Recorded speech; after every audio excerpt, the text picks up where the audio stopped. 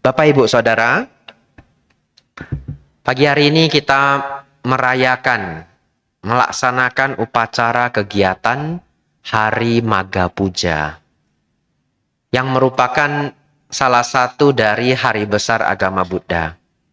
Kalau di Thailand, Bapak Ibu, Hari Maga Puja ini libur. Kalau kita ke bagian Waisak, ya. Saya mau nanya dulu, berapa orang yang kemarin juga hadir di Dharma Sukha Pluit? 3 ya? Ya, baik. 3 atau 4 orang. Ceramahnya 60% sama. Ya, tapi karena cuma 4 orang, nggak apa-apa. Ya, pura-pura lupa saja ya. Ya, pura-pura lupa.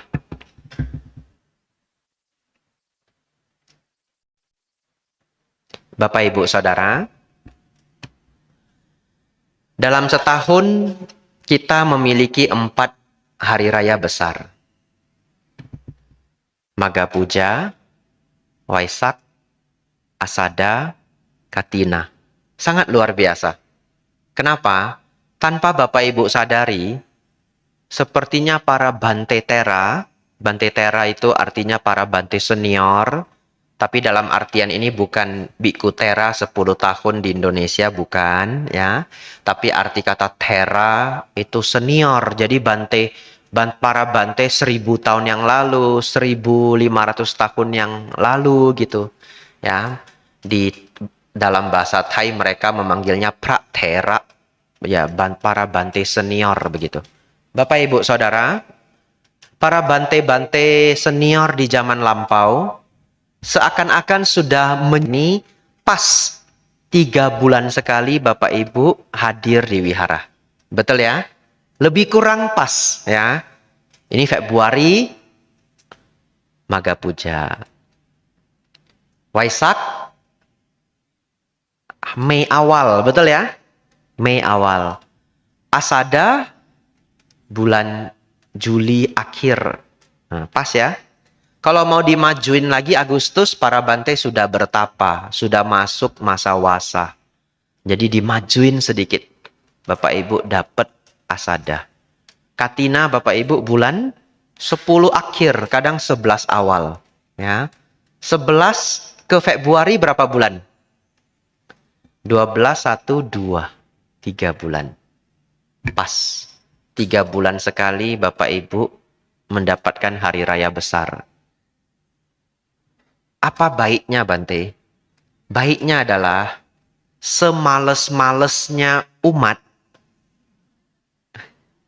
datang dah 3 bulan sekali. Betul ya? Ini sudah semales-malesnya 3 bulan sekali. Kalau diajak, ayo puja bakti minggu. Aduh, saya capek ya, semalam lembur. Besok kerjaan banyak gitu. Ya temannya, ya sudahlah.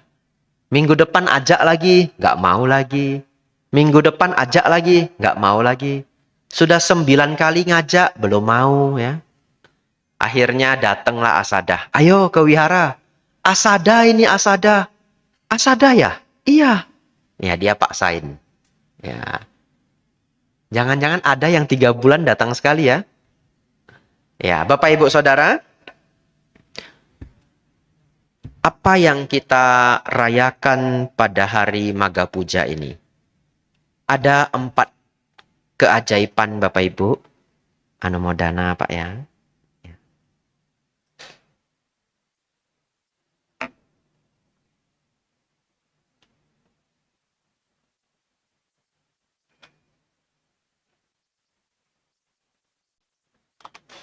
Bapak Ibu, kalau biasanya penceramah yang lain tidak minum di sini,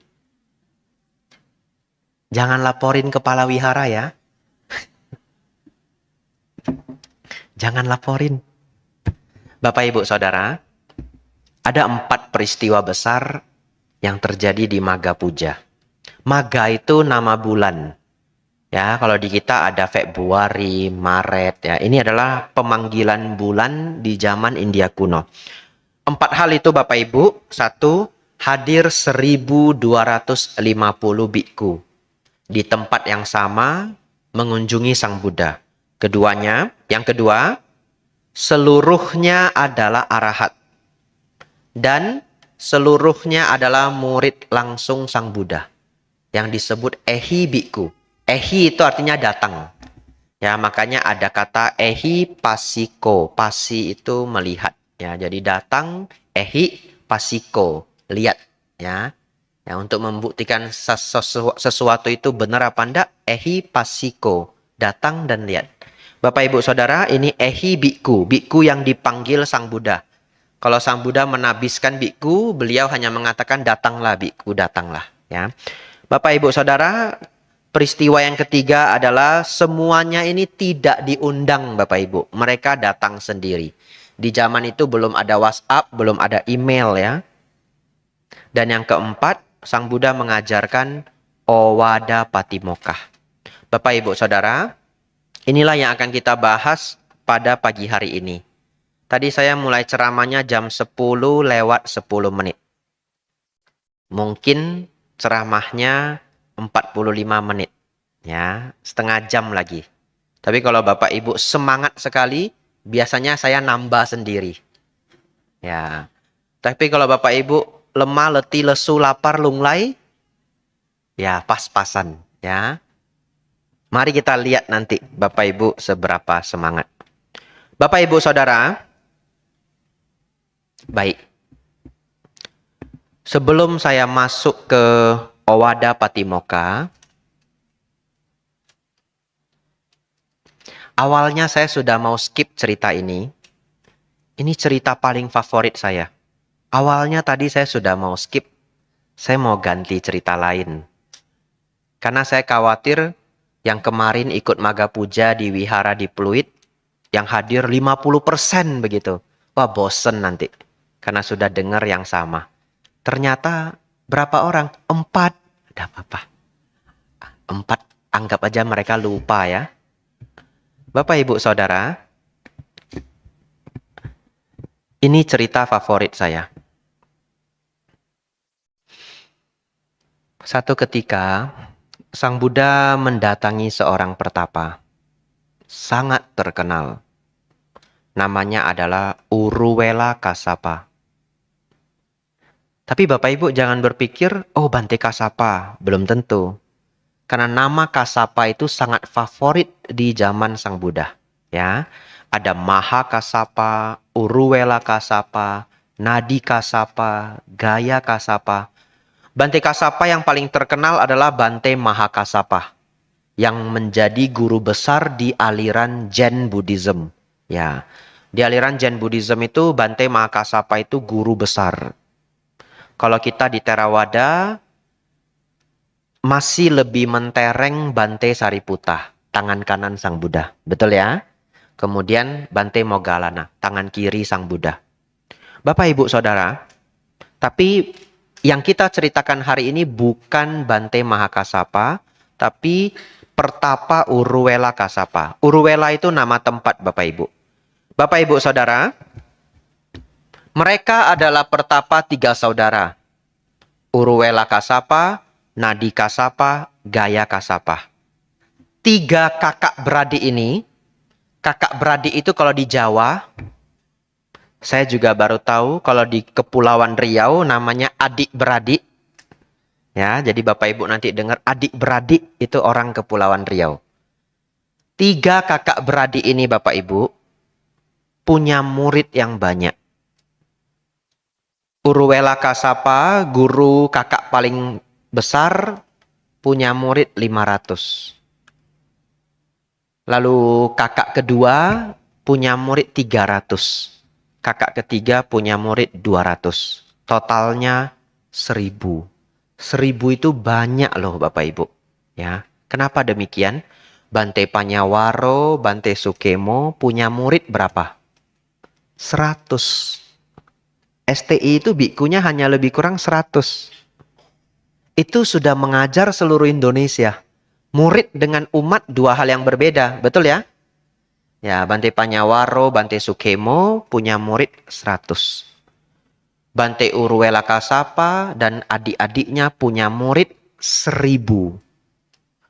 Kalau upasaka-upasika mereka mungkin bisa puluhan ribu Bapak Ibu, bahkan ratusan ribu. Bapak Ibu Saudara, Sang Buddha datang ke tempat mereka. Ketiga orang ini dikenal dengan pertapa rambut kusut. Nama lainnya adalah pertapa jatilah. Nama lainnya adalah pertapa api. Mereka memuja api, apinya tidak boleh padam seumur hidup. Jadi dijagain Bapak Ibu. Mereka bermeditasi juga dengan teknik api. Bapak Ibu Saudara, 5 menit berlalu ya. Saya cepetin pace-nya ya supaya dapat waktunya pas. Bapak Ibu Saudara, Sang Buddha datang ke sana. Langsung menuju kepala grup, kepala pimpinan, kepala sasana, yaitu Pertapa Urwela Kasapa. Beliau bertanya, "Pertapa yang baik, jikalau tidak menyusahkan, bolehkah saya tinggal di sini?" Lalu dia juga mengenal Samana Gotama, nama yang sudah terkenal. Dia langsung mengatakan, silahkan Samana Gotama, silahkan tinggal di sini. Tapi Bapak Ibu Saudara, di antara begitu banyak tempat, Sang Buddha itu kekeh minta tinggalnya di tempat perapian. Namun Bapak Ibu, di tempat perapian itu ada seekor naga yang tinggal di sana. Jadi dia langsung, Pertapa Urwela ini langsung bilang ke Samana Gotama. Kenapa saya menyebutnya Samana Gotama? Karena yang menyebut Sang Buddha itu adalah kita. Kalau kita menyebut Sang Buddha, kita menganggap beliau adalah guru kita. Beliau tidak menganggap Sang Buddha guru dia. Jadi dia memanggilnya Samana Gotama. Samana artinya pertapa. Samana Gotama, janganlah tinggal di sana. Di sana ada naga yang bengis, kejam dan berbisa. Jangan tinggal di sana. Tapi Bapak Ibu, Sang Buddha meminta sekali lagi. Pertapa Urwela, bolehkah saya tinggal di perapian? Untuk kedua kalinya, dia melarang Sang Buddha. Bahkan untuk ketiga kalinya, Sang Buddha masih meminta. Karena sudah tatiyampi Bapak Ibu, tradisi India kuno, kalau sudah tatiyampi, biasanya orang tidak mencegah. Ya sudah, silahkan. Silahkan Guru Gotama, silahkan. Bapak Ibu Saudara, lalu Sang Buddha tinggal di tungku perapian itu. Ruangan yang ada tungku perapiannya. Semalaman Bapak Ibu, Pertapa Urwela itu nungguin Bapak Ibu. Kenapa? Karena dia tahu malapetaka akan terjadi. Malamnya Bapak Ibu, kalau kita lihat dari luar, ruangannya itu api semua. Api semua.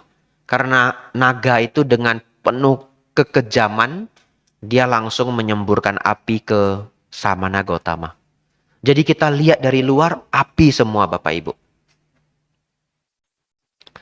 Lalu Pertapa Urwela berpikir, sungguh kasihan Pertapa ini. Sungguh kasihan. Besoknya Bapak Ibu, Sang Buddha muncul Bapak Ibu. Masih seger Bapak Ibu. Padahal, jika melihat dengan mata dewa, ruangan itu kemarin terang semua penuh dengan api. Barangkali api gaib. Bapak Ibu Saudara, Sang Buddha mengatakan, Pertapa Urwela, naga ini tidak mengganggu saya. Ya, tidak terjadi apa-apa. Lanjut Bapak Ibu. Malamnya Bapak Ibu, Urwela Kasapa ini melihat tempat tinggal Sang Buddha sangat terang. Ibarat kata segunung itu terang semua Bapak Ibu. Apa yang terjadi? Dia tidak tahu. Besoknya dia tanya Sang Buddha. Sang Buddha, Samana Gotama, kenapa saya melihat begitu terang tempat Anda tinggal? Kalau kemarin cahayanya cuma di luar, ini cahayanya outdoor, nyala semua. Ya. Ternyata Sang Buddha didatangi 4 raja dewa, 1 Maharajika. Bapak Ibu Saudara, para dewa itu biasanya datang mendengar Dhamma Sang Buddha jam 2 pagi. Ya. Jadi Sang Buddha mengajar Dharma kepada para dewa jam 2 pagi. Kalau kepada para manusia, pagi, siang, atau sore. Jadi kalau Bapak Ibu ingin meniru dewa, buat saja Dhamma Desana jam 2 pagi. Ya. Mungkin yang datang cuma 4 orang Bapak Ibu. Ya. Cuma panitia tok. Ya. Bapak Ibu Saudara, besoknya lagi lebih terang. Besoknya lagi lebih terang. Kenapa demikian? Dari hari ke hari, para dewa yang datang semakin tinggi. Alam surga itu ada 26 tingkat Bapak Ibu. 6 tingkat yang masih memiliki suami dan istri. Jadi tingkat pertama Catu Maharajika, Tawatingsa, tempatnya Sakaraja Dewa, tingkat ketiga. Tingkat keempat apa Bapak Ibu?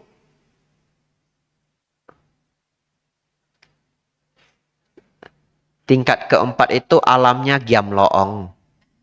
Oh, iya benar, Raja Yama. Bante, bukannya Raja Yama Gyamloong itu tinggal di neraka. Mana mau dewa tinggal di neraka? Beliau itu volunteer Bapak Ibu. Betul ya? Volunteer. Turun ke alam neraka, menasehati orang-orang yang jahat.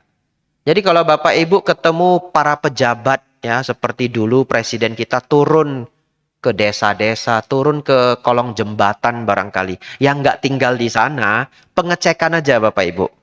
Ya, atau Bapak Ibu ketemu teman Bapak Ibu yang pengusaha, tiba-tiba ketemu di tempat yang kurang layak. Ya dia hanya volunteer. Barangkali bagi beras, bagi minyak ya. Saya jadi teringat pagi tadi saya pindah patah Bapak Ibu. Unik juga pindah patah di sini. Saya baru jalan tidak jauh dapat beras Jepang. 1 karung. Ya, Anumodana yang berdana beras Jepang. Saya mikir, wah ini bisa masak ini ya. Biku ndak boleh masak ya. Terus saya jalan lagi, dapat minyak goreng Bapak Ibu. Wah, sudah hampir lengkap ini ya. Ya. Saya mikir ya, kalau sampai habis ini, ada yang kasih telur. Lengkap ini sudah. Tiba-tiba Bapak Ibu ada loh yang berdana telur. Iya. Sampai yang bantu saya adik-adik itu, dana telur. Dia sampai bilang begitu. Ternyata kita lihat lagi, bukan telur Bapak Ibu. Kue Bapak Ibu. Kue gorengan yang bulat-bulat itu. Ya, tapi karena cepet, karena buru-buru, kita lihatnya, wah mirip sekali telur ya. Nggak ada telur Bapak Ibu. Ya.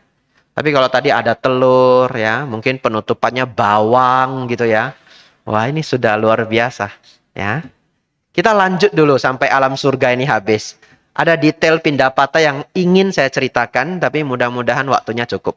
Bapak Ibu kita lanjut dulu. Alam dewa tingkat keempat, Raja Yama. Alam kelima, alam keenam. 6 alam ini kita sebut dewa yang masih memiliki hawa nafsu. Masih ada suami, masih ada istri. Bapak Ibu Saudara, hari selanjutnya yang turun adalah Brahma. Brahma itu kita juga menyebutnya dewa, dewa Brahma. Bedanya apa? Brahma itu sudah tidak memiliki hasrat ragawi. Brahma itu tidak ada suami atau istri. Jadi kalau Bapak Ibu ingin terlahir sebagai Brahma, hanya melalui jalur meditasi. Kenapa? Karena berbuat baik sebanyak apapun, hawa nafsu tidak bisa lenyap. Setuju? Ya, nanti renungkan sendiri. Hawa nafsu itu hanya bisa dilenyapkan dengan meditasi. Jadi start alam ke-7 sampai 26 itu adalah alam Brahma.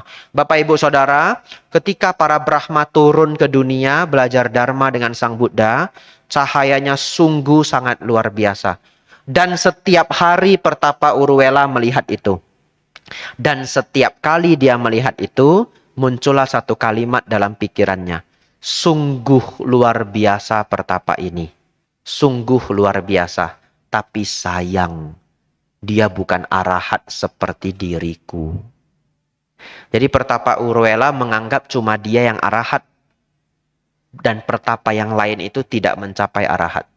Bapak Ibu Saudara, beberapa kejadian lagi. Kejadian selanjutnya adalah satu ketika banjir Bapak Ibu. tempat Sang Buddha tidak banjir. Kejadian selanjutnya Bapak Ibu, satu ketika dia diundang makan di Magadha.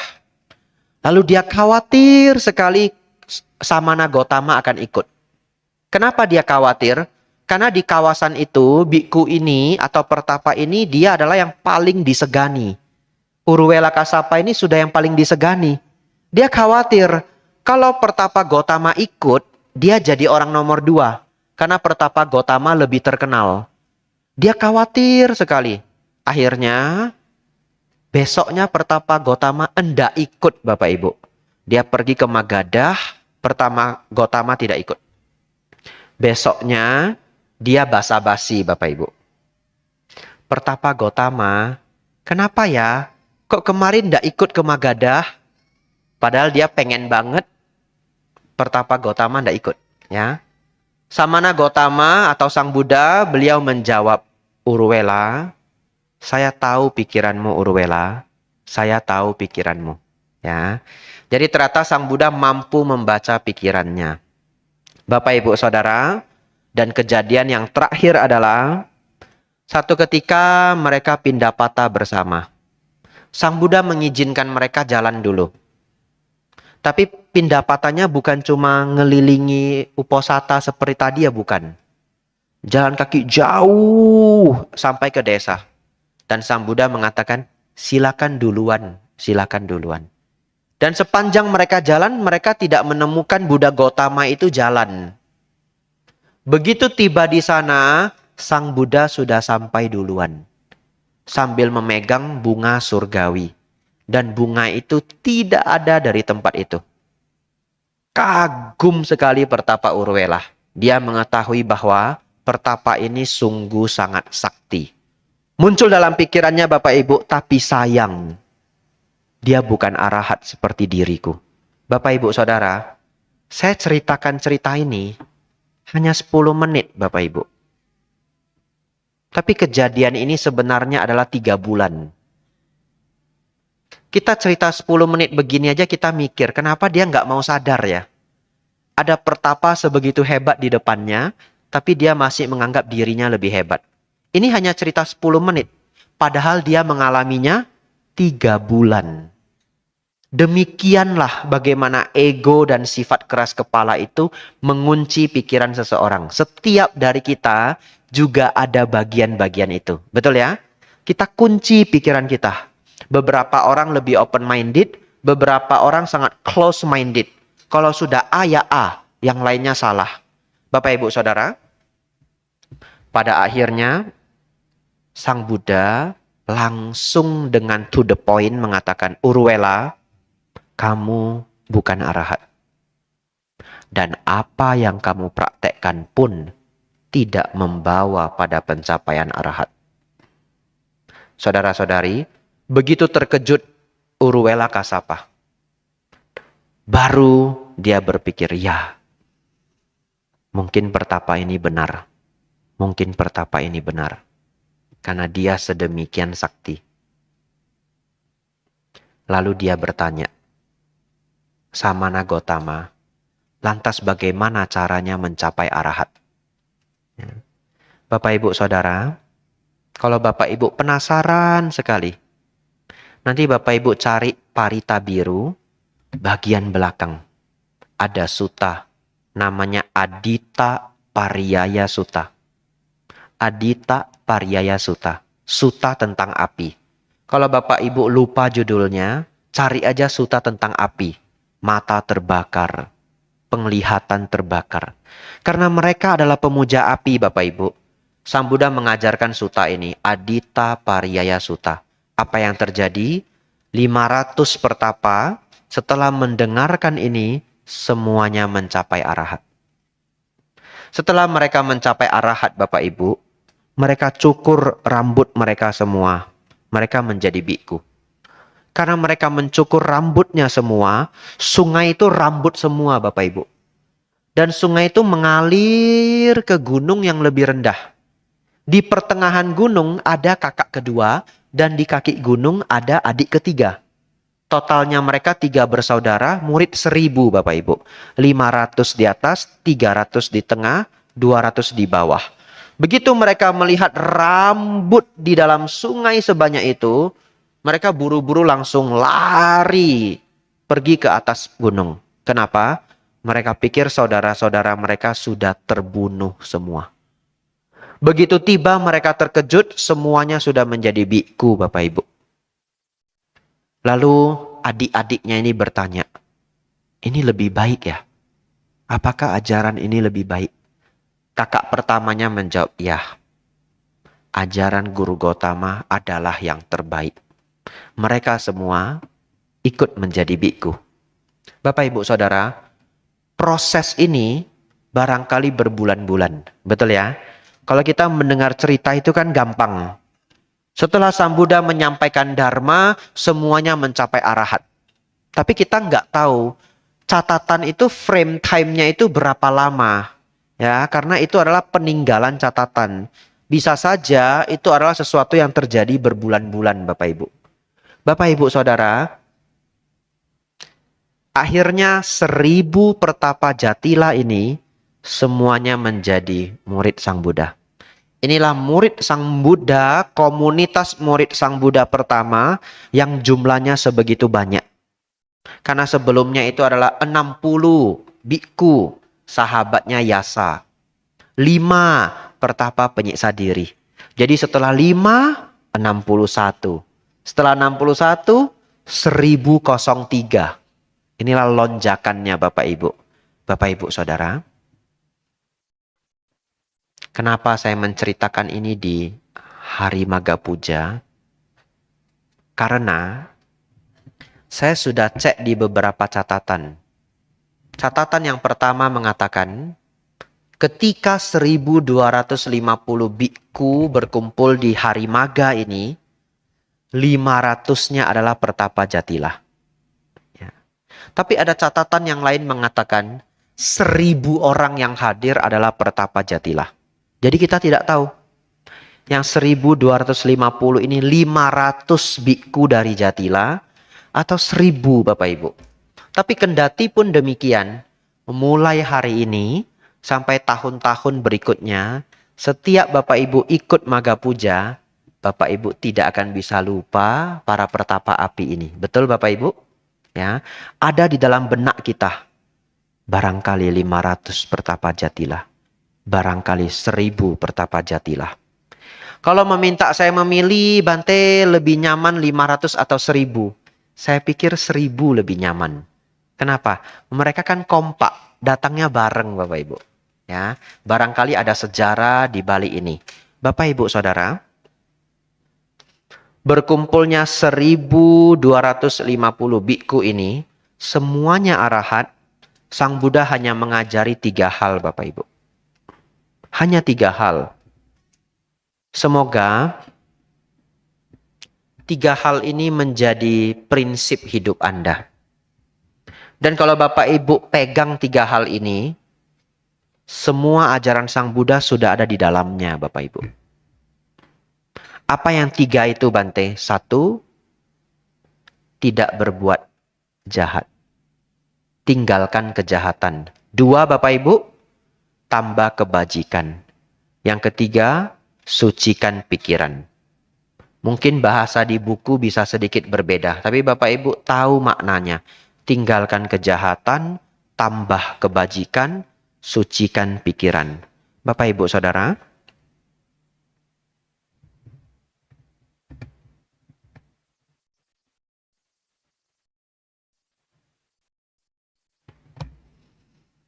sepuluh menit terakhir Bapak Ibu. Tapi poinnya 3 Bapak Ibu. Saya ingin sekali bahas poin yang ketiga. Tapi kalau dibahas lengkap bisa 20 menit. Ya, I try my best ya. Saya coba lengkapi dalam waktu yang cukup. Bapak Ibu Saudara, tinggalkan kejahatan itu jangan melanggar 5 sila. Tidak saya bahas lagi. Bapak Ibu sudah hafal. Tambah kebajikan. Ya, banyak membantu orang. Setiap bisa membantu, Bapak Ibu bantu. Yang ingin saya tekankan pagi hari ini, sucikan pikiran. Karena ini berharga. Bapak Ibu Saudara, minum dulu ya.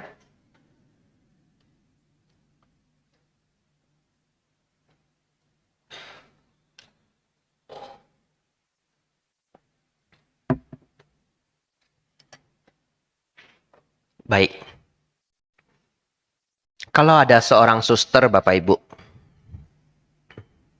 sudah membantu seorang dokter bedah selama 18 tahun.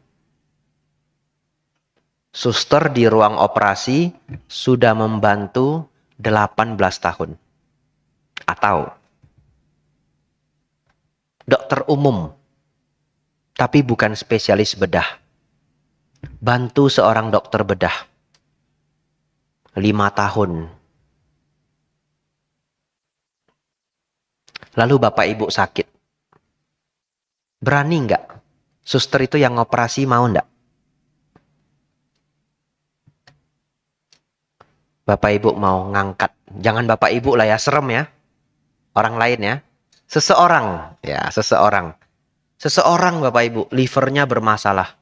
Mau diangkat sepertiga. Susternya yang ngangkat. Mau?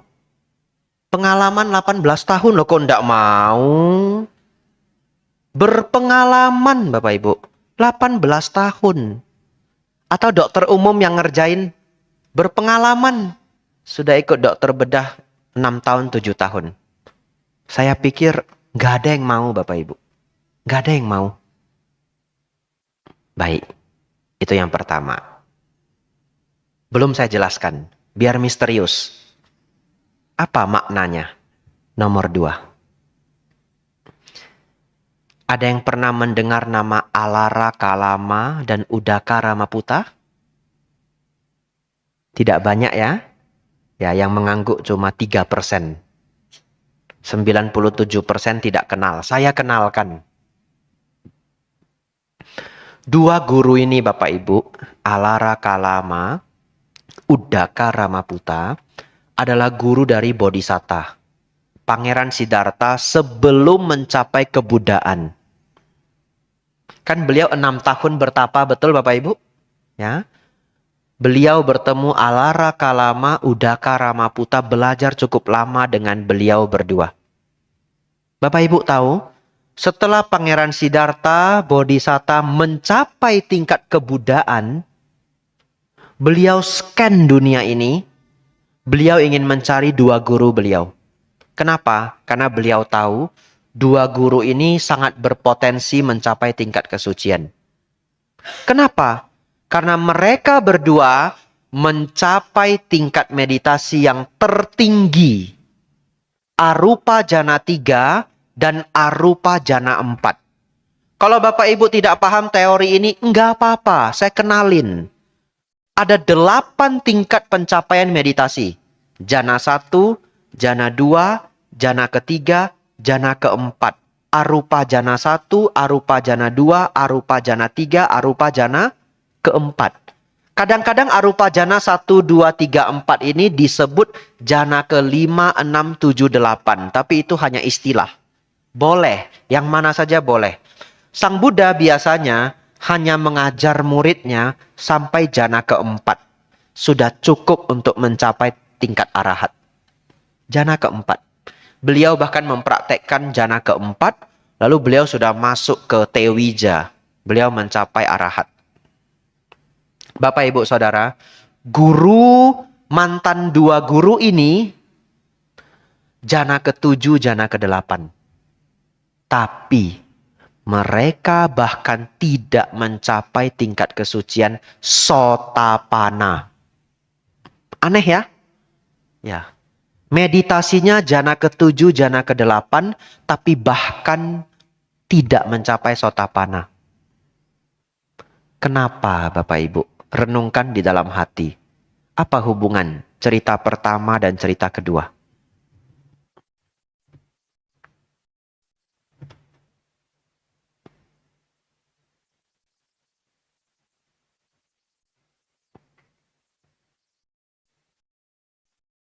Bapak Ibu, jawabannya adalah landasan teori yang kuat.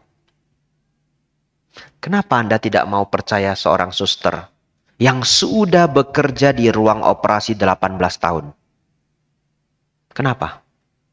Karena tidak punya landasan teori seorang dokter bedah. Ingin jadi dokter bedah itu kuliahnya berapa tahun? 12 sampai 13 tahun. Itu bedah umum. Ya, belum lagi nanti sub. Anggap saja bedah umum setahun. Suster itu 18 tahun, kuliah 4 tahun. 22 tahun. Mohon maaf kalau ada yang suster ya pekerjaannya. Ini contoh saja. Ya, suster adalah pekerjaan yang sangat luar biasa. Ya, termasuk pekerjaan mulia.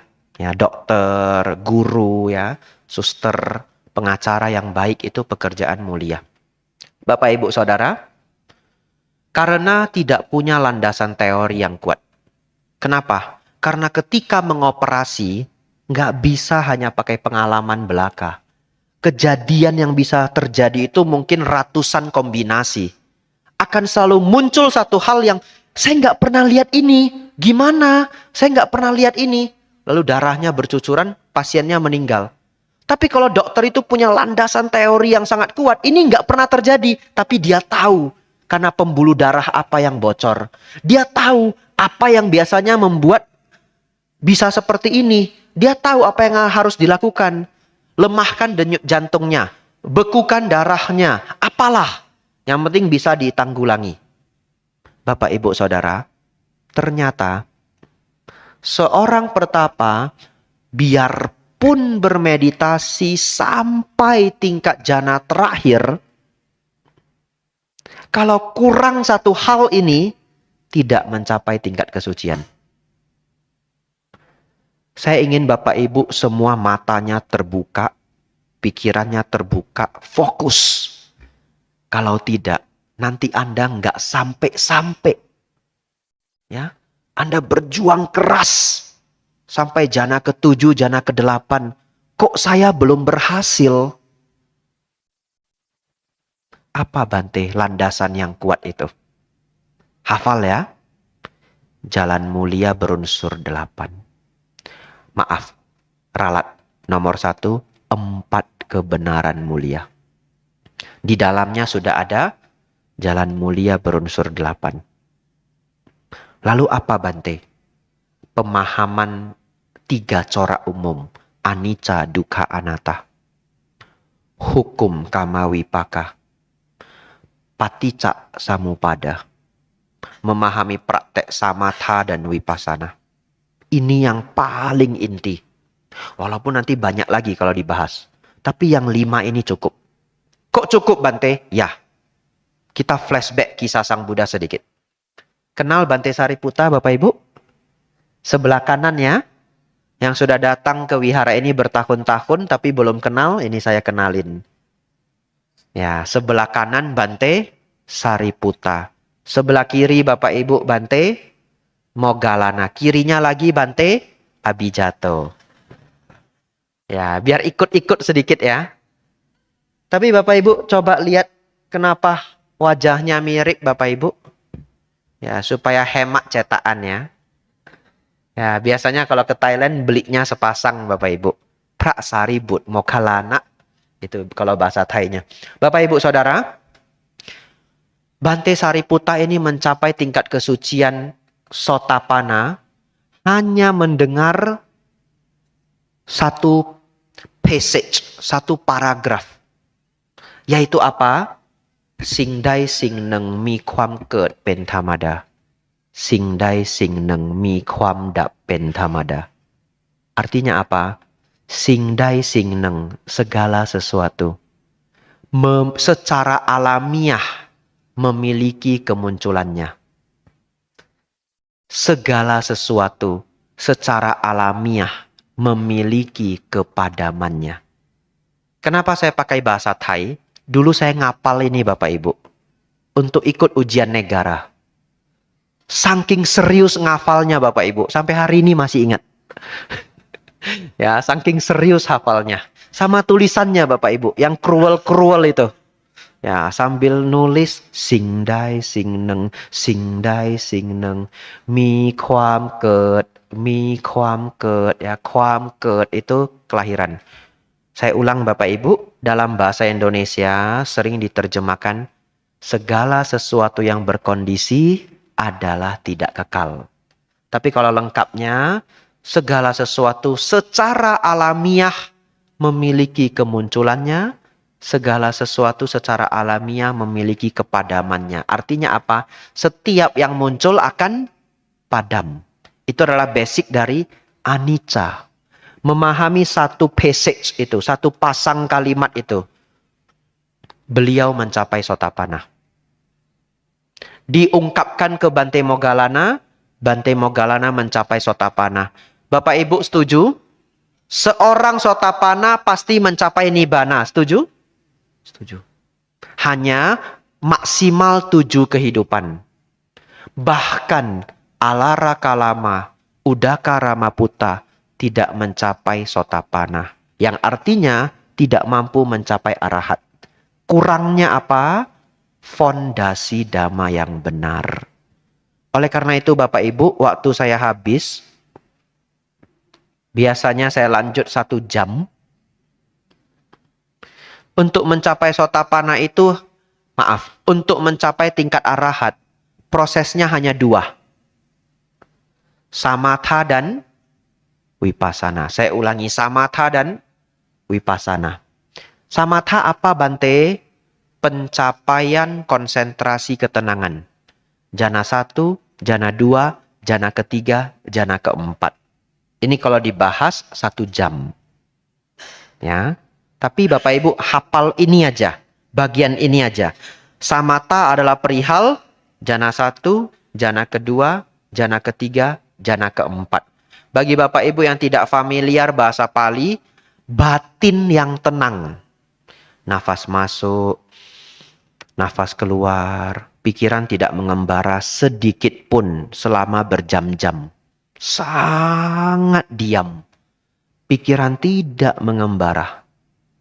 Bapak Ibu tadi sudah tahu, ini hanya salah satu kemampuan. Tapi Bapak Ibu butuh 1 lagi untuk mencapai tingkat kesucian. Yaitu apa? Vipassana. Wi artinya sesungguhnya. Passana artinya melihat. Bapak Ibu, sama seperti yang saya sampaikan tadi, umumnya manusia itu sudah punya keyakinan dia kunci kuat-kuat. Ya, hari ini saya akan buka sedikit kunci itu. Semoga Bapak Ibu open-minded. Semoga Bapak Ibu open-minded. Buka pikirannya.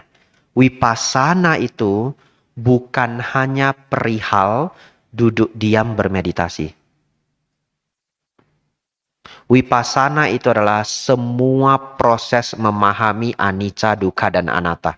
Saya ulangi, semua proses memahami anicca, dukkha, dan anatta. Kapan Anda bisa memahami anicca, dukkha, dan anatta? Yang paling dasar itu kapan Bapak Ibu? Yang paling dasar.